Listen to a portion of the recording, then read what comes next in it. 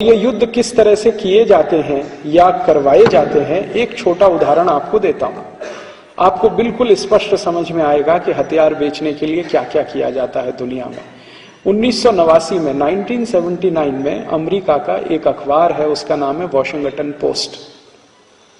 उसमें एक न्यूज आई, खबर आई जुलाई के महीने में 16 तारीख को, 16 जुलाई 1989 को, 16 जुलाई 1979 को अमेरिका का बहुत बड़े पैमाने पर बिकने वाला अखबार वॉशिंगटन पोस्ट, उसके फ्रंट पेज पे मुख्य पृष्ठ पे एक खबर छपी। खबर ये थी कि इराक और ईरान नाम के दो देश, पड़ोसी देश, इनके बीच में एक क्षेत्र है, दो देशों के बीच में एक क्षेत्र है, उसको अरबी भाषा में शत अल अरब कहते हैं। तो शत अल अरब नाम का जो क्षेत्र है ईरान और इराक के बीच में, इसमें भयंकर मात्रा में तेल छुपा हुआ है। ये खबर वॉशिंगटन पोस्ट के फ्रंट पेज पर छप गई। अब ये खबर जब छपी तो दोनों देशों की सरकार के कान खड़े हो गए और उन्होंने देखना शुरू किया कि ये जो शत अल अरब नाम का क्षेत्र है, इसमें इतना अधिक तेल है। और खबर जब छपी तो उसमें रेफरेंस दिया गया कि अमेरिका के जो सैटेलाइट अंतरिक्ष में घूम रहे हैं उनसे मिली जानकारी के अनुसार, तो और ज्यादा विश्वास हो गया। इसमें अविश्वास का कोई कारण ही नहीं। तो ईरान और इराक दोनों देशों की सरकार के कान खड़े हुए और दोनों देशों ने यह कहना शुरू किया कि ये जो शत अल अरब है, जहां पर ज्यादा मात्रा में तेल छुपा हुआ है, ये हमारा है। दोनों ने क्लेम करना शुरू किया। ईरान ने क्लेम किया, इराक ने क्लेम किया। जब दोनों देशों ने एक ही क्षेत्र पर अधिकार जताना शुरू किया तो झगड़ा होना स्वाभाविक था। तो इनका झगड़ा यूनाइटेड नेशन में गया।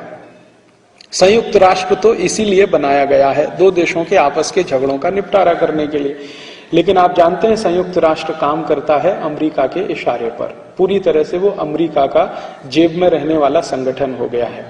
अमेरिका किसी भी देश पर अगर हमला करने का फैसले तो संयुक्त राष्ट्र उसको पलट नहीं सकता, जैसा कि अभी आपने इराक के केस में देखा।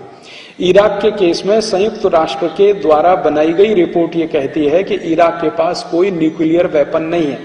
अमेरिका कहता है, संयुक्त राष्ट्र कहता है नहीं है। तो संयुक्त राष्ट्र ने कहा कि हम इराक के खिलाफ युद्ध की अनुमति नहीं दे सकते। अमेरिका ने कहा तुम बाजू में बैठो, हम युद्ध शुरू करते हैं।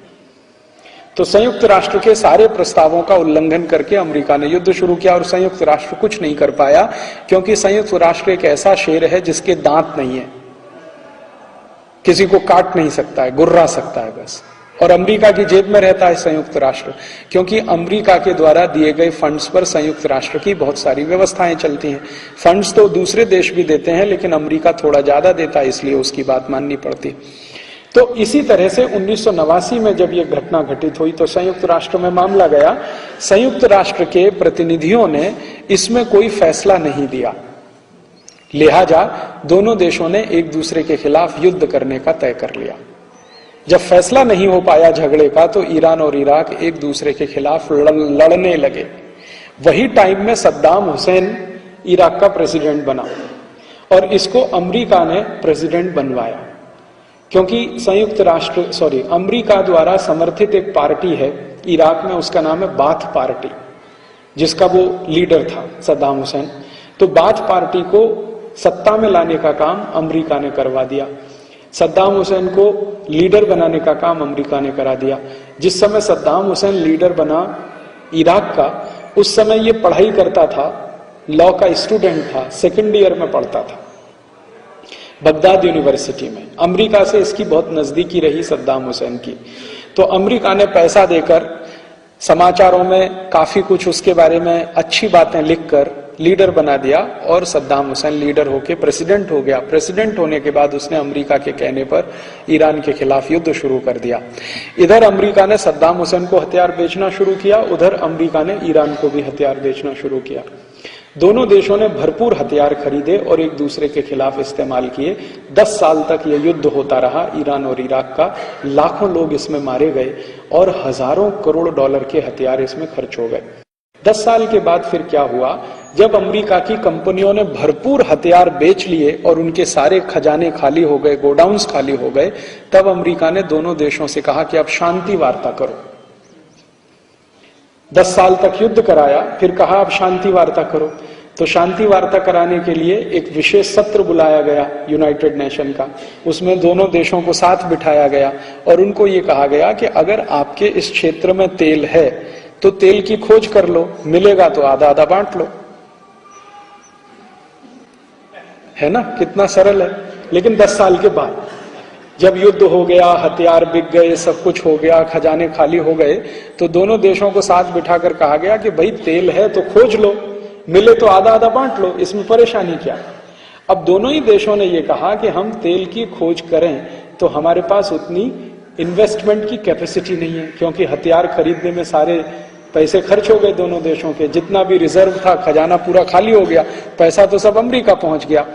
तो दोनों देशों को अमेरिका ने कहा अच्छा ठीक है, आपके पास पैसे नहीं है, पैसे हम लगा देते हैं, राइट्स हमको दे दो। तो अमेरिकी कंपनियों को वहां तेल खोजने का पूरा अधिकार मिल गया। अमेरिकी कंपनियों ने उस इलाके में तेल खोजना शुरू किया। 2 साल के बाद अमेरिकी कंपनियों ने कहा कि इस इलाके में कोई तेल नहीं है। अब देखिए, इस इलाके में कोई तेल नहीं है, तो दोनों देश खामोश होकर शांत बैठ गए। 10 साल पहले ये खबर आई थी वॉशिंगटन पोस्ट में कि इसमें भरपूर तेल है। तो इन लोगों ने शिकायत किया वॉशिंगटन पोस्ट के खिलाफ। जब वॉशिंगटन पोस्ट के खिलाफ शिकायत हुआ तो वॉशिंगटन पोस्ट के एडिटर ने क्षमा मांग लिया कि भाई गलत खबर छप गई, माफ कर दीजिए हमको। और अमेरिका ने उसकी पैरवी कर दिया कि हाँ माफ कर दीजिए, कभी गलत खबर छप जाती है। तो कहा गया कि ये खबर तो सैटेलाइट के माध्यम से आई थी, तो सैटेलाइट भी गलती कर सकता है, मशीन है ना, मशीन तो गलती कर ही सकती है, आदमी कर सकता है, आदमी मशीन बनाता है तो मशीन भी गलती कर सकती है। तो लिहाजा वो चैप्टर वहां खत्म हो गया।